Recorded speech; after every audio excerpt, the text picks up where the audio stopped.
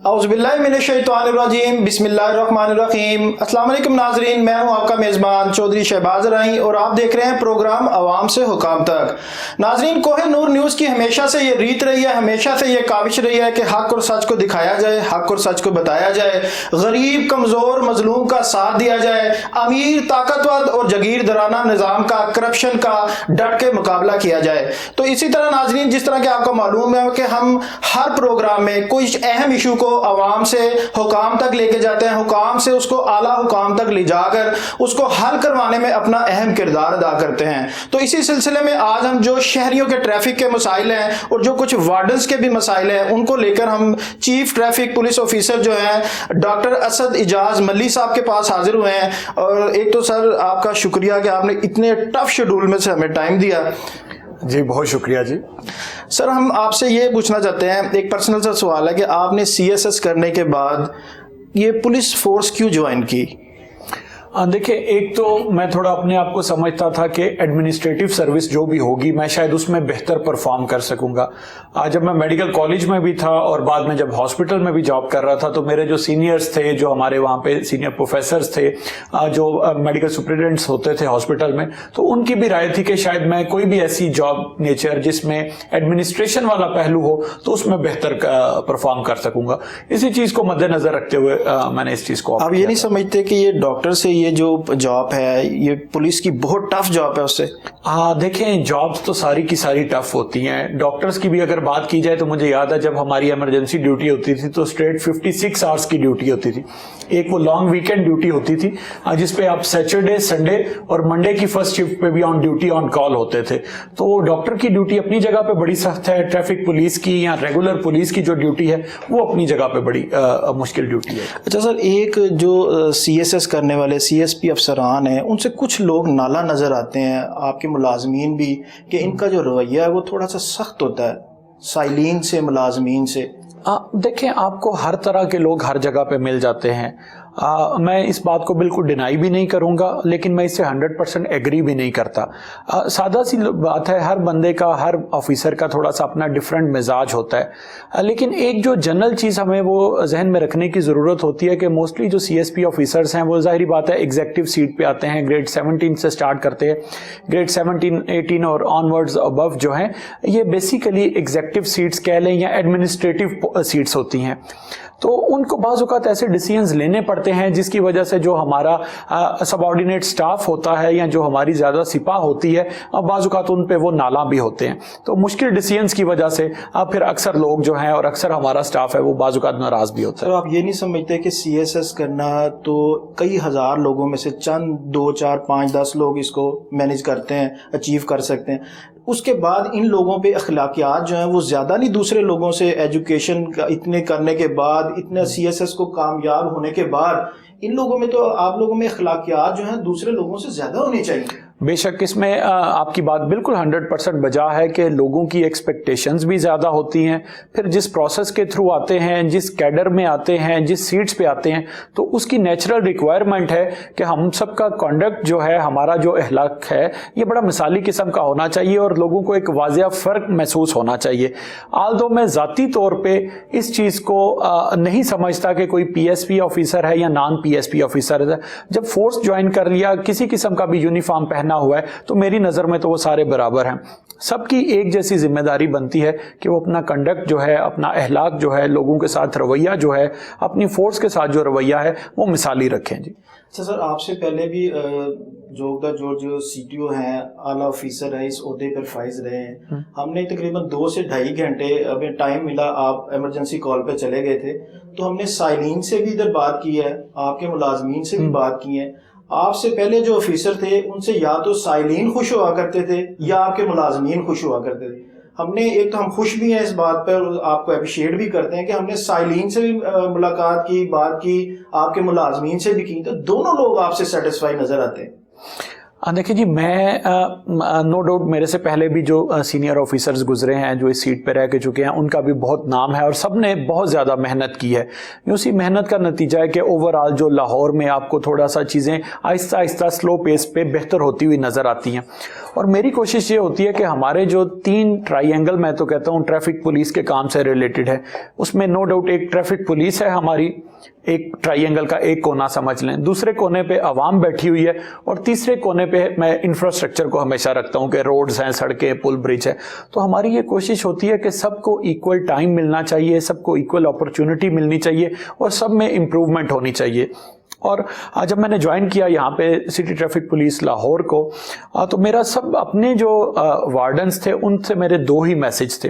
एक मैंने कहा था कि यार लोगों के साथ आपका कंडक्ट जो है ना, आपका रवैया जो है वो मिसाली किस्म का होना चाहिए, उसमें किसी किस्म की अगर आप कोई 2 नंबरी करेंगे तो वो वार्डन्स को बनाया गया था, परवेज अलाई साहब की गवर्नमेंट थी उस टाइम, तो उनका यही कहना था कि जो वार्डन्स हैं ये पहले सलाम फिर कलाम। बिल्कुल, कि आप जब भी किसी को रोकें तो सबसे पहले उसे प्यार से सलाम करें और एक शाइस्ता लहजे के साथ, क्योंकि ट्रैफिक वार्डन्स एक ऐसी फोर्स है जो इंतहाई पढ़ी लिखी भी है। आप ये जान के हैरान होंगे कि हमारे पास 200 प्लस ऐसे ऑफिसर्स हैं जो एमफिल डिग्री होल्डर हैं। इसी तरह हमारे पास 10 प्लस पीएचडी होल्डर ऑफिसर्स हैं। तो आप समझ सकते हैं कि ओवरऑल 3000 की फोर्स में जो हमारा लिटरेसी रेट है वो बहुत ज़बरदस्त किस्म का है। तो हम यही एक्सपेक्ट करते हैं कि यही पढ़े लिखे नौजवान जो हैं, पढ़े लिखे ऑफिसर जो हैं, जब रोड पे खड़े हों, जब शहरियों का सामना करें तो वहाँ पे भी बड़े मिसाली तरीके के साथ उनके साथ पेश हैं। सर, इसमें जो वार्डन्स हैं ये लोगों के साथ जो उलझते नजर आते हैं, उसमें हमने देखा गया, रिपोर्ट्स भी काफ़ी दफ़ा आई हैं कि उसमें वार्डन्स का भी इतना कसूर नहीं पाया जाता जितना आम शहरियों का पाया जाता है। अच्छा, इसमें काफ़ी चीज़ें देखने में ये आई हैं कि जो ड्यूटी का इनका तरीक़ेकार है कि अगर किसी की रहायश मांगा में है या रायविंड में है, अगर उसकी ड्यूटी शादरा वाली साइड पे या यहाँ पर दरबार वाली साइड पे लगा दी जाती है तो सर आने जाने में प्रॉब्लम से बंदा ज़हनी कोफ्त का शिकार नहीं हो जाता? डेफिनेटली ये एक ऐसा इशू है जिसका हमें अक्सर सामना करना पड़ता है। देखें, एक हमने पॉलिसी रखी हुई है और इसको हम इम्प्लीमेंट करने की हद्दुल इम्कान कोशिश करते हैं कि जो ऑफिसर्स हैं, जो हमारे ट्रैफिक वार्डन्स हैं, उनको उस एरिया में तैनात किया जाए जहां पे उन्हें आने जाने में आसानी हो, जो काइंड ऑफ समझ लें उनके घर के नज़दीक हो। लेकिन अब लेट से ना, अगर रायवंड में 50 बंदे लगना चाह रहे हैं और वहाँ पे सीट्स 30 हैं, तो हमें फिर वो रोटेशन एक रखनी पड़ती है कि एट अ टाइम हम 30 लोगों को तो एडजस्ट कर देंगे, लेकिन बाकी 20 को फिर उसके जो नेक्स्ट सेक्टर होगा, नेक्स्ट एरिया होगा, वहां पे करना हो। तो ये कंटिन्यूअस प्रोसेस है, उसका हमने यही एक रखा हुआ है, रोटेशन पॉलिसी है, ताकि सबको बारी भी मिलती रहे, सबको कुछ देर के लिए आसानी भी आए और सबको कुछ देर के लिए थोड़ा मुश्किल हालात भी फेस करने पड़ते हैं। लेकिन हमारी उसमें एक SOP स्टैंडिंग यही है कि जो आने जाने के लिए जहाँ पे आसानी फील करे घर के नज़दीक, हम वहाँ पे उसे तैनात करते हैं। इसमें अगर दूर ड्यूटी लगाई जाती है तो फ्यूल का खर्चा है, अगर फ्यूल के बगैर आप लोकल कन्वेंस पे आए तो आपको आने जाने में भी टाइम लग जाता है। बिल्कुल, और स्पेशली जो आजकल के हमारे सबके ही हालात हैं, माशी हालात हैं, उसकी वजह से ये अक्सर हमारे पास बहुत ज़्यादा ट्रैफिक वार्डन्स जो हैं वो इस इशू के साथ मेरे पास OR में आते हैं। लेकिन अगेन हमारी भी कुछ मजबूरी होती है जिस वजह से वो कुछ सीनियर ऑफिसर से नाला भी होते हैं कि हम सबको वहाँ पे नहीं कर सकेंगे जहाँ पे वो जाना चाह रहे हैं। तो रोटेशन पॉलिसी एक इसी चीज़ का एक हल हमने रखा हुआ है कि बारी बारी सबको ऐसी जगहों पर तैनात किया जाए जहाँ पे वो कंफर्टेबल रहे। सरकार की तरफ से कोई पिक एंड ड्रॉप की सहूलियात नहीं इनके लिए होनी चाहिए? देखें, उस पर हम वर्किंग अभी कर रहे हैं कि हम चाह रहे थे कि हम 2 एरियाज को कैटर करें कि एक जो हमारे नौजवान और हमारे सारे जो ऑफिसर्स शादरा साइड से आते हैं, शेहूपुरा साइड से आते हैं या लेट से फिरोज वाला साइड से आते हैं, उनके लिए, और इसी तरह दूसरा जो हमारे लेट से मांगा मंडी साइड से आ रहे हैं, आगे कसूर साइड से लोग आ रहे हैं, उनके लिए किया जाए। वो अभी इनिशियल फेज में है, उसमें कुछ टेक्निकल और कुछ दूसरी वजूहात थी, उस पर अभी बहुत जल्द हम कोई ना कोई पॉजिटिव चीज लेके आएंगे। सर, जो एक सेक्टर इंचार्ज होते हैं, ये ड्यूटियों का शेड्यूल आप कैसे, इतने सारे वार्डन्स हैं, तकरीबन 2 से 3 हज़ार के करीब जो हैं, चेक एंड बैलेंस कैसे ड्यूटी का रखा जाता है? देखिए, मैं इस चीज़ पे अब बड़ा कायल हूँ कि अब मैनुअल चेकिंग और फिजिकल चेकिंग का ज़माना नहीं रहा। जितना ज़्यादा वर्कलोड है, जितनी ज़्यादा आबादी है आपकी, जितना ज़्यादा काम का वॉल्यूम है, और पूरी दुनिया ने इसका हल क्या निकाला है जी, डिजिटलाइजेशन। तो हम भी अपनी हर काम में, हर चीज़ में आहिस्ता आहिस्ता डिजिटल टेक्नोलॉजी की तरफ जा रहे हैं। जैसे हमने डिजिटल चालान स्टार्ट किए, सेफ सिटी को हमने स्टार्ट किया, कैमरा के थ्रू मॉनिटरिंग को स्टार्ट किया। तो इसी तरह हम नेक्स्ट स्टेप में यही कर रहे हैं कि अभी भी जो हम इनकी अटेंडेंस है वो बायोमेट्रिक्स के थ्रू लेते हैं, जिसमें ये बायोमेट्रिक लगाते हैं और अपना फेस रिकग्निशन जो है वो सॉफ्टवेयर के थ्रू कराते हैं। तो मेरे ख्याल से यूज ऑफ टेक्नोलॉजी जो है वही इसका परमानेंट हल है, आसानियां पैदा कर सकता है। फिजिकल चेकिंग आजकल के जमाने में जो है हम लिमिटेड एरिया को कुछ टाइम के लिए तो कर सकते हैं, लेकिन ओवरऑल हमें टेक्नोलॉजी की तरफ ही शिफ्ट होना है। अच्छा सर, जैसे अभी आपने ई चालान सिस्टम की जो बात की है, अभी उसमें ये भी देखने में आ रहा है कि जब किसी का मोबाइल जो आप सरकार ने दिया है या आपके इदारे की तरफ से उनको मुहैया किया गया है, अगर वो मोबाइल ख़राब हो जाता है, टूट जाता है, तो वो फिर चालान कैसे करेंगे? देखिए, ये तो हमेशा के लिए प्रोसेस ये रहेगा, चीज़ें आती हैं और स्पेशली जब हार्डवेयर होता है उसमें कुछ अरसे के बाद ख़राबी भी होती है, बाज़ औक़ात वो खुद काम करना छोड़ देता है, बाज़ औक़ात टूट सकता है, तो उसकी रिप्लेसमेंट होती रहती है। लेकिन हमने 100% डिजिटल चालान के साथ साथ मैनुअल चालान का ऑप्शन भी रखा हुआ है। लेट्स से ऐसी सिचुएशन आ जाती है कि आपके मोबाइल फ़ोन्स काम करना छोड़ देते हैं, जैमर्स लगे हुए हैं, या जैसे आपको आइडिया के कुछ खास दिन है, त्यौहार होते हैं, मुहर्रम के दिनों में जब जैमर्स वगैरह लगते हैं, जब मोबाइल सर्विस को डिसरप्ट किया जाता है, तो उन दिनों के लिए और ऐसे मसाइल के लिए हमने अभी भी फिजिकल चालान का जो मैनुअल चालान था उसका ऑप्शन रखा हुआ है, उनकी जो कारकर्दगी है वो भी डिस्टर्ब ना हो। अच्छा, तो दूसरा ये जो ई चालान सिस्टम है, ये तो नेट इसके लिए चाहिए होता है, उसके जो पे चार्जेस हैं वो वार्डन्स पे करते हैं या इदारा पे करता है? देखिए, इनिशियली अभी तो इसका जो है वो हमने इनको सेल फोन्स प्रोवाइड किए थे। इनकी जो डाटा की पेमेंट के हवाले से है वो हमारा केस चल रहा है, बहुत जल्द वो अप्रूव हो जाएगा और फिर इनकी जो पेमेंट है डाटा यूजेज के हवाले से वो भी थ्रू जो है गवर्नमेंट के हुआ करेगी। अच्छा जी, जो वार्डन्स हैं, ये जो सेक्टर इंचार्ज का ड्यूटी का टाइम और वार्डन का सेम है कि सेक्टर इंचार्ज की ड्यूटी टाइम ज्यादा है और वार्डन की कम है?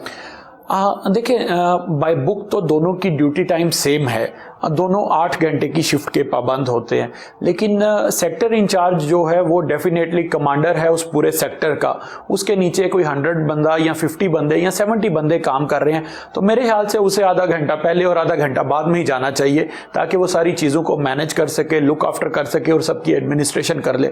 और ऑन ग्राउंड भी हमने देखा है कि ऐसा ही अक्सर होता है, सेक्टर इंचार्जेस ज़रा पहले आते हैं ताकि वो सबको ब्रीफ कर सकें और जाते भी वो सबसे एंड पे हैं ताकि डीब्रीफिंग मुकम्मल कर सकें और अपनी जो चीजें उनकी शिफ्ट में उनके वार्डन्स ने की है उस सब का एक नेक्स्ट को चार्ज है, ये उन पे जो जिम्मेदारी है ये उसकी वजह से। जी बिल्कुल। सर, दूसरा ये बताइएगा, जो व्हीकल्स हैं ये इनको नहीं मिलनी चाहिए, ये तो आप कह सकते हैं कि कहते हैं ना कमाऊ पूत है, ये तो फंड जनरेट करने वाली फोर्स है, तो इन्हीं के लिए जो है ना गाड़ी ना बाइक वही पुरानी चलती आ रही है, उसको मैनेज करना, उसको वर्कशॉप से ठीक करवाना, ये मुश्किल काम नहीं है? देखिए, हम सब जानते हैं कि इस वक्त हमारे जो मुल्की हालात चल रहे हैं, ओवरऑल ऑस्टेरिटी मेजर्स डिफरेंट जगहों पे चल रही हैं, बारहा ये हमारी तरफ से भी मैसेज दिया जाता है और रिक्वेस्ट की जाती है कि नया फ्लीट होना चाहिए। देखें, किसी भी इदारे की कारकर्दगी को नापना हो, जांचना हो, तो डेफिनेटली देखना चाहिए कि उसके रिसोर्सेज की क्या कंडीशन है। और ट्रैफिक पुलिस के रिसोर्सेज ऐसे हैं जो 24/7 365 डेज यूज़ होते हैं। कोई ऐसा नहीं होता कि किसी दिन ट्रैफिक पुलिस की छुट्टी हो, क्योंकि जिस दिन बाकी लोगों की छुट्टी होगी वो बाहर रोड पे अपनी छुट्टी मनाने आएंगे तो फिर भी ट्रैफिक आएगी।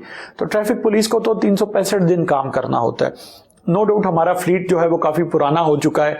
हमारे सीनियर जो आईजी साहब हैं वो इस बारे में आगाह भी हैं, गवर्नमेंट के साथ इस केस को टेकअप भी किया हुआ है, लेकिन मेरे ख्याल से ओवरऑल जो अभी हालात चल रहे हैं, गवर्नमेंट का भी थोड़ा सा फाइनेंशियल क्राइसिस चल रहा है, तो शायद उसको रिप्लेस होने में अभी थोड़ा सा टाइम लगेगा। ऑल्दो रिसेंटली गवर्नमेंट ने कुछ गाड़ियों की अप्रूवल वगैरह दी है, कुछ बाइक्स को रिपेयर कराने के लिए हमें फंड्स वगैरह मुहैया किए गए हैं, तो हम गाहे बगाहे उनको इम्प्रूव करते रहते हैं चीज़ों को। अच्छा सर, ये जो वर्कशॉप्स हैं वो ख़ास मनावे में बनाई गई हैं या एक ख़ास जगह पे कहीं दूर से जाना पड़े ख़राब गाड़ी को लेके, वो भी काफ़ी वार्डन शिकायत करते नजर आते हैं कि हमें अपनी मदद आपके तहत लेके जानी पड़ती है? देखिए, ऐसी सिचुएशन देखिए रोज तो होती नहीं है ना।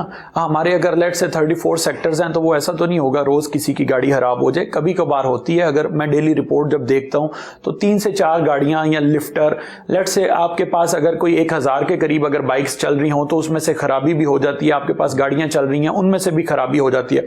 हमारे पास अपना सफिशिएंट रिसोर्सेज अवेलेबल हैं टो करने के लिए, रिकवर करने के लिए। ये तो मैं हर इस बात से एग्री नहीं कर रहा, क्योंकि हम तो पूरे शहर को ये फैसिलिटी प्रोवाइड करते हैं। आप देखते होंगे कि इवन जो हैवी व्हीकल्स रात को खराब हो जाती हैं डिफरेंट जगहों पे रोड्स पे, तो हमारी ट्रैफिक पुलिस की रिकवरी व्हीकल्स हैं जो उनको रिमूव करती हैं और उनको आगे वर्कशॉप तक छोड़ के जाती हैं। इंडिविजुअल केसेस में बाज़ औक़ात ऐसा हो सकता है कोई किसी ऐसे एरिया में हो जहां पे टाइमली हमारी रिकवरी ना पहुंची हो और उस ऑफिसर को शायद खुद वो गाड़ी लेके आनी पड़े, अदरवाइज हमारे पास ये सफिशिएंट इसके बारे में रिसोर्सेज अवेलेबल हैं। अच्छा सर, जो मोबाइल जो चेंज करने के लिए भी मुनावा जाना पड़ता है, पहले ये हुआ करता था कि सेक्टर में ही आपको मोबाइल चेंज कर दिया जाए, छोटी मोटी कोई मेंटेनेंस वो भी हो जाया करती थी।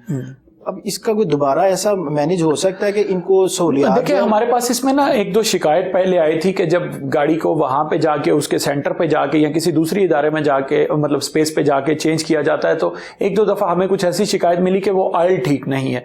तो उसके लिए फिर हमने परमानेंट टीम को डिप्लॉय कर दिया हुआ है मुनावा सेंटर में। वहां पे क्योंकि डीएसपी साहिबान भी होते हैं, तो उनकी निगरानी में ये होता है कि ओरिजिनल ऑयल यूज होना चाहिए, और जब 3-4 ऑफिसर्स की सुपरविजन होगी तो उसमें फिर किसी किस्म की कोई गड़बड़ या शिकायत की ये भी कह सकते हैं कि ये जो मुश्किल हमारी हैं, इसके जिम्मेदार भी हम लोग खुद ही हैं, हम ऐसा समझ लें। और देखिए, हर फैसिलिटी हर सेक्टर में या हर एक के डोर स्टेप पे तो नहीं प्रोवाइड हो सकती। जो हमारा हेडक्वार्टर का सेटअप होता है वो इसीलिए होता है कि वहां पे एक दफा गाड़ी आएगी, उसका चेकअप होगा, पूरा वहां पे एमटी का सेटअप होता है, उसमें जो नेसेसरी चीज रिपेयर का काम कुछ करना होता है, उस हवाले से वो तसल्ली से उसको देख सकते हैं वो। अच्छा सर, अभी आपने लिफ्टर की बात की, ये बताइएगा कि जो लिफ्टर के जो फंड होते हैं, जो चालान टिकट्स जारी किए जाते हैं, ये कहते हैं कि सीटीओ साहब का अपना स्वाबदीदा फंड होता है ये? मैं नहीं समझ पाया कि ये स्वाबदीदा फंड से क्या मुराद है। देखिए, यानी कि जो फंड उससे इकट्ठे जनरेट किए जाते हैं कि वो सीटीओ साहब अपनी जहां चाहें उसको खर्च कर सकते नहीं, हैं? ये एक मिसकंसेप्शन है। इसके ऊपर बड़ी डिटेल में स्टैंडिंग ऑर्डर बना हुआ है और हमारे रूल्स ऑफ वेलफेयर हैं पंजाब पुलिस के। पंजाब पुलिस के जो वेलफेयर रूल्स हैं, एक्सपेंडिचर ऑफ वेलफेयर फंड है, उसके तहत लिफ्टर फंड्स जो है उसको इस्तेमाल किया जाता है। डिस्क्रिशन वाला इसमें बिल्कुल एलिमेंट नहीं होता। जितने फंड्स आते हैं लिफ्टर की लेट से चालान के थ्रू होता है, उसका मोस्टली पोर्शन जो है वो लिफ्टर की रिपेयर पे, लिफ्टर के फ्यूल के हवाले से और उनकी मेंटेनेंस के हवाले से, और एक मेजर कंपोनेंट उसमें होता है हमारी जो फोर्स उससे रिलेटेड काम कर रही है उसकी वेलफेयर के हवाले से। लेट से कोई बीमार है, किसी को फाइनेंशियल असिस्टेंस की जरूरत है, तो उस मद में इसको खर्च किया जाता है, और बाकी जो होता है वो सारा जो पंजाब पुलिस का वेलफेयर फंड है जो सेंट्रलाइज्ड है उसमें इसको डिपॉजिट किया जाता है। अच्छा सर, ये बताइएगा कि जो वार्डन्स के चालान के इनकी कोई ड्यूटियां भी लगाई जाती हैं कि आपने इतने चालान करने हैं, इतनी एफआईआर्स करनी है, कि सिर्फ वायलेशन के अगर हो तो तभी करना है? देखिए, ये क्वेश्चन बड़ा रिपीटेडली पूछा जाता है, और एक लोगों में मैं भी जब पुलिस में नहीं था तो मुझे भी यही लगता था कि इसको कहा गया है कि 10 चालान करने हैं या 15 चालान या 20 करने हैं। ऐसी कोई चीज़ टारगेट वाली नहीं होती।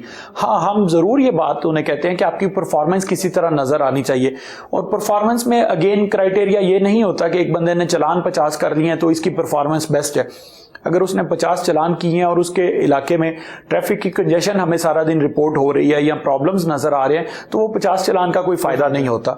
तो ये वन ऑफ द एस्पेक्ट है टू जज the performance of traffic wardens, लेकिन ये होली हम इसी पे डिपेंड नहीं करते।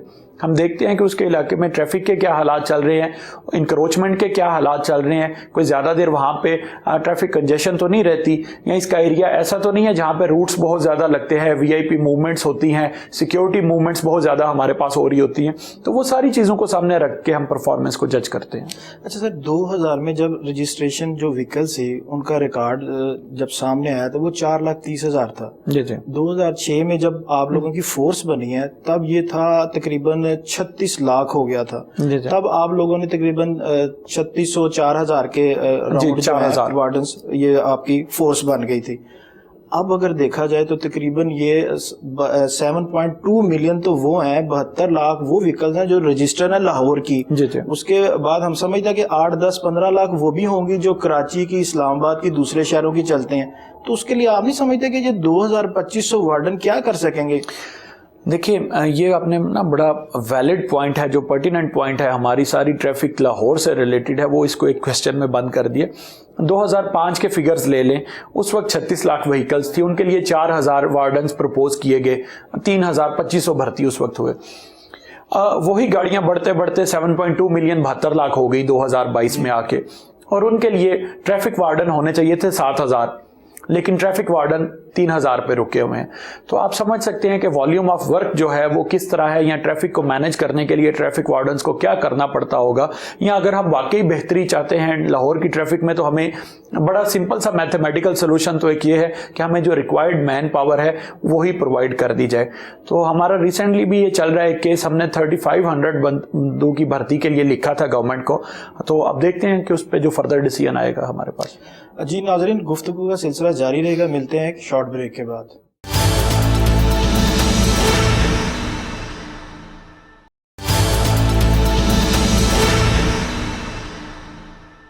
वेलकम बैक नाज़रीन। अच्छा साहब, जब ये धरना या एहतजाज किया जाता है उसमें कोई कंसर्न अथॉरिटी जो है वो नहीं जाती मुज़ाकरात के लिए, आप लोगों को पुलिस फोर्स को भेजा जाता है, तो आप उनसे अगर कोई कमिटमेंट करते हैं तो इंतज़ामिया के बिहाफ पे करते हैं या वक्ती तौर पे मुंतशिर करने के लिए? देखिए, बीइंग ट्रैफिक ऑफिसर हमारा तो उसमें ये रोल होता है कि अगर किसी जगह पे धरना वगैरह हो रहा है तो हम इस चीज़ के पाबंद होते हैं कि डाइवर्जेंस वगैरह का करें। बाकी जो उनके साथ मुज़ाकरात की बात होती है वो तो जो कंसर्न अथॉरिटीज़ होती हैं, डिस्ट्रिक्ट एडमिनिस्ट्रेशन है, डिस्ट्रिक्ट पुलिस है, वो इनको एंगेज कर रहे होते हैं, या जो कंसर्न डिपार्टमेंट होता है मोस्टली वही कर रहे होते हैं। हमारी उनसे तो हमेशा शहरियों से या धरना देने वालों से या प्रोटेस्टर्स से यही रिक्वेस्ट होती है कि काइंडली आप पीसफुल तरीके से जो भी आपकी डिमांड्स हैं वो आप अपनी कंसर्न रेलेवेंट डिपार्टमेंट को ज़रूर पहुँचाएं या अथॉरिटी को।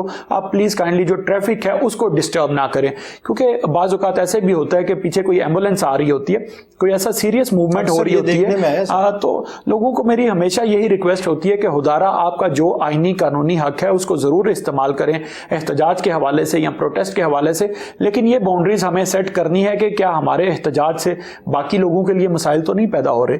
तो ये चीज़ों को जब हम समझेंगे तो ओवरऑल फिर मुआशरा जो है थोड़ा सा सुख का सांस ले सकेगा। सर, इसमें देखने में आया कि कुछ एसोसिएशन या जो कुछ लोग इकट्ठे जिनकी कुछ अक्सरियत बन जाती, वो अपने गैर आईनी गैर कानूनी काम के लिए भी इसी तरह ही थ्रेड करते हैं। इसके लिए कोई सरकार को, हुकूमत वक़्त को एक कोई मखसूस जगह नहीं रखनी चाहिए कि अगर किसी को कोई परेशानी, अगर कोई एहतजाज करना चाहता है तो वो एक जगह पे जाके अपना एहतजाज रिकॉर्ड करवा सकते हैं? ये बड़ी आपने वजह बात फरमाई है कि डेजिग्नेटेड प्लेसेस होनी चाहिए। इस पे काम भी कर रहे हैं, गवर्नमेंट के पास एक ड्राफ्ट इस हवाले से ऑलरेडी जा चुका है, लेकिन ओवरऑल हमारे मुल्की हालात में ये थोड़ा सा एक कल्चर परवान चढ़ गया है जी, प्रेशर ग्रुप्स बना के या डिफरेंट माफियाज बना के। तो हमें एज अ शहरी इस बात को समझना चाहिए कि आज जो हम एहतजाज अपने हकूक़ के लिए कर रहे हैं, कल को अगर कोई दूसरा बंदा अपने हकूक़ के लिए एहतजाज करेगा तो उससे परेशानी हमें भी आ सकती है। तो एहतजाज करते हुए या कोई भी किसी किस्म की अपनी बात मनवाने के लिए कोई ऐसा तरीका मत अपनाएं जिससे बाकी शहरी जो हैं उनका जीना मुश्किल हो जाए।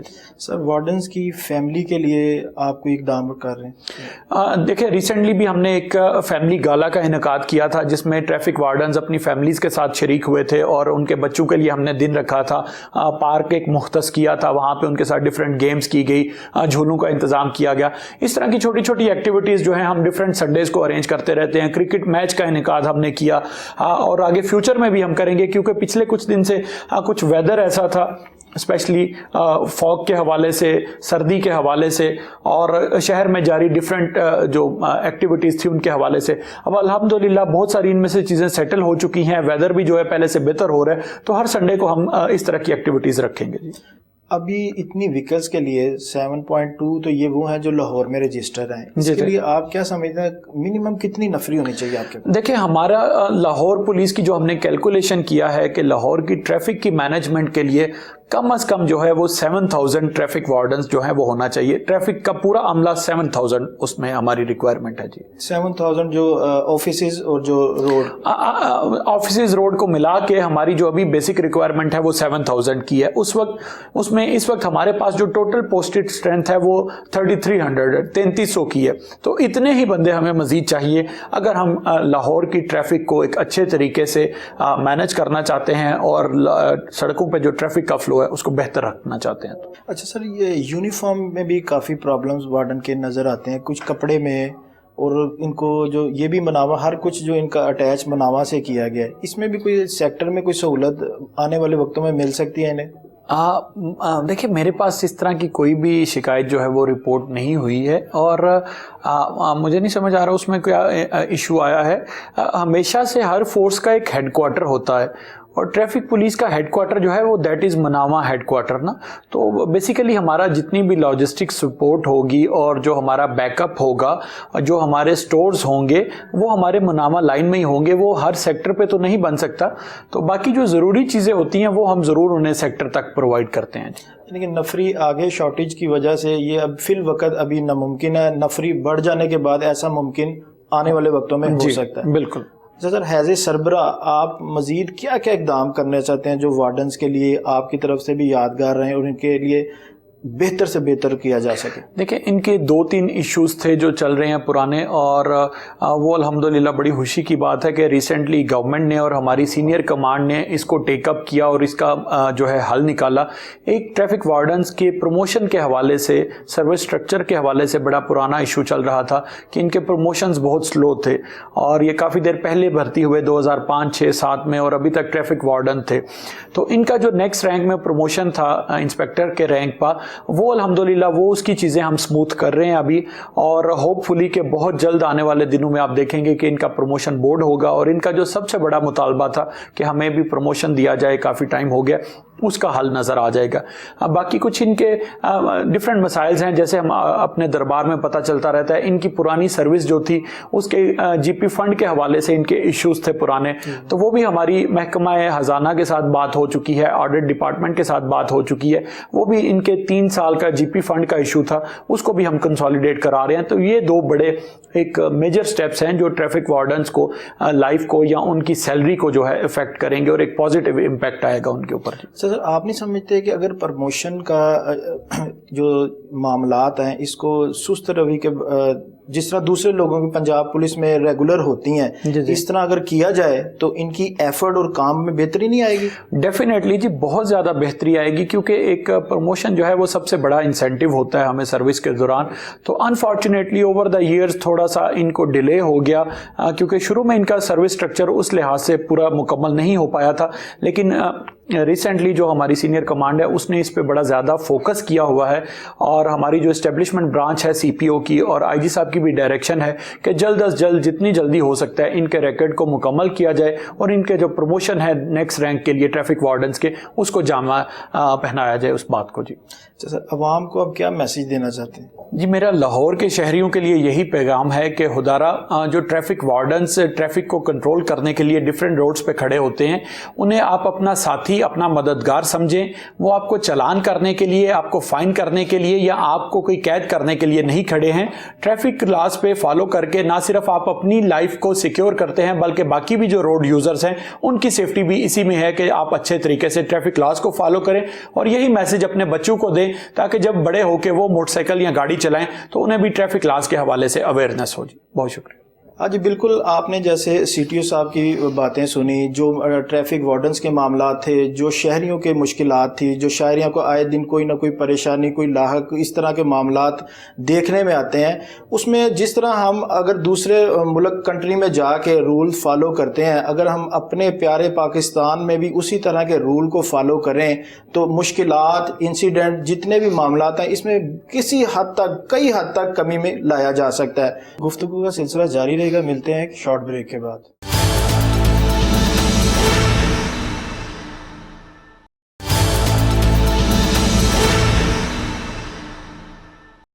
जी बिल्कुल नाजरीन, जैसा कि आपने chief traffic police officer CTO साहब की बातें सुनी, क्योंकि ये अपने इदारे के जवाबदेह हैं और ये सरबराह होने के नाते इनकी जो भी इधर काविशें हैं वो काबिल सताइश हैं, काबिल तहसीन है। और दूसरी बात आपको ये बताते चले कि यहाँ पर हमने साइलीन से जो बात की और मुलाजमीन से जो बात की, वो इनके अहकामात से, इनके काम से बहुत सेटिस्फाई नज़र आते हैं। और दूसरा हम हुकूमत वक्त जो कि कभी बनती और कभी टूटती नज़र आती है, और साथ ही साथ आईजी पंजाब जो कि पंजाब पुलिस और जो ट्रैफिक पुलिस है, जितने भी इदारे पुलिस के रिलेटेड हैं, उनके सरबराह आईजी पंजाब से हमारी गुजारिश है कि खुदारा आप लोग जो है इस फोर्स की तरफ भी देखा जाए। हम आपके एक रिपोर्ट आपके हजूर पेश करना चाहते हैं। अगर आपके कीमती वक्त में से कुछ चंद मिनट अगर इस रिपोर्ट की नज़र हो जाए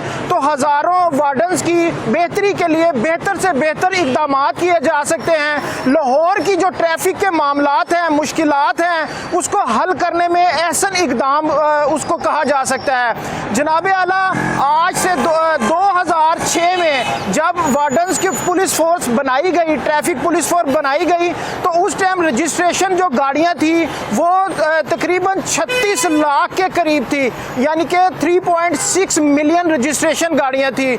उसके बाद अगर और जब आपकी फोर्स जो बनाई गई थी उस टाइम इसकी तादाद तकरीबन 3,500 थी। और आज अगर रजिस्ट्रेशन अथॉरिटी से, अगर महकमा एक्साइज से गाड़ियों की रिपोर्ट तलब की जाए, उनका रिकॉर्ड तलब किया जाए, तो उसकी रिकॉर्ड के मुताबिक इसकी तादाद जो है वो 7.2 मिलियन, तकरीबन 72 लाख के करीब है। ये वो आदादो शुमार हैं जो कि रजिस्टर हैं। इसके अलावा कई लाख गाड़ियां जो कि दूसरे सूबों की, सुबह सिंध की, सुबह इस्लामाबाद की, KPK की, कश्मीर की, जो कि लाहौर में, लाहौर की सड़कों पर चलती हैं, इसको देखा जाए तो इसकी तादाद बहुत ज़्यादा बन जाती है। अगर आप महकमा एक्साइज के अदादो शुमार की तरफ देखें तो उसके बस 72 लाख गाड़ियों के लिए तकरीबन 7,000 जो है वार्डन वो तैनात होने चाहिए थे। लेकिन यहाँ मैं आपको बताता चलूँ कि लम्हा फिक्रिया यहाँ पर यह है कि इनकी तादाद बजाय के ज़्यादा की जाती, इनकी तादाद 3500 से भी कम होकर इनकी तादाद अब तकरीबन 2500 पर आ गई है। अगर आप इसी तरह अपने एक सिपाही को कहें कि आपने एक टारगेट पर जाना है, कहीं पर रेड करना है, उसको कोई टारगेट अचीव करने के लिए कहा जाए और उसको आप बगैर वेपन के, बगैर असले के भेजें, तो वो कभी भी अपना टारगेट अचीव नहीं कर सकता। लाहौर की इतनी आबादी, दिन ब दिन बढ़ती हुई आबादी, 72 लाख गाड़ियाँ, मोटरसाइकिल व्हीकल, छोटी बड़ी गाड़ियाँ अगर 72 लाख हैं, उनको काबू करने के लिए, उनको ट्रैफिक की रवां दवा रखने के लिए जनाब आला आपने सिर्फ 2500 वार्डन तैनात किए हुए हैं। उन 2500 वार्डनों में से भी कुछ जो वार्डन्स हैं वो ऑफिस वर्क करते हैं। ऑफिस वर्क अगर देखा जाए तो उसमें से भी 300 से 400 लोग ऑफिस वर्क का काम करते हैं। उसके बाद जो शाही उड़न खटोले होते हैं, जो VIP और VVIP सिक्योरिटीज होती हैं, उनको भी ट्रैफिक को रवां दवा रखने के लिए इन्हीं वार्डन्स को इस्तेमाल किया जाता है।